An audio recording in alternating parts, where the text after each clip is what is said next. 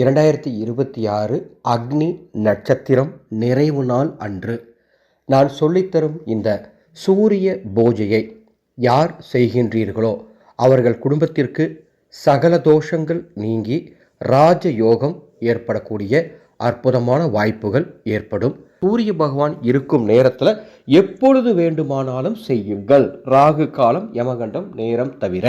எப்படி இந்த வழிபாடு செய்யணும்? ஒரு சிறிய தட்டில் கோதுமையால் செய்த ஏதேனும் பிரசாதங்கள், கோதுமை மாவுனால் செய்த இனிப்புகள் அல்லது வேறு ஏதேனும் உணவுகள் அல்லது கோதுமை தானியம் அல்லது வெறுமனே கோதுமை மாவு வைத்தால் கூட போதும். ஒரு சிறிய தட்டில் அதை வச்சுருங்க. வச்சுட்டு பக்கத்திலே ஒரு டம்ளர் சுத்தமான தண்ணீர், அதுக்கு பக்கத்தில் ஒரு விளக்கு.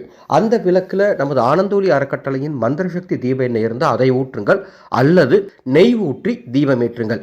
இது எல்லாம் தயார் பண்ணி வச்சு சூரிய பகவானை பார்த்து அந்த தட்டை அப்படியே எடுத்து விளக்கு ஆரத்தி 3 முறை சூரிய பகவானுக்கு காட்டுங்கள்.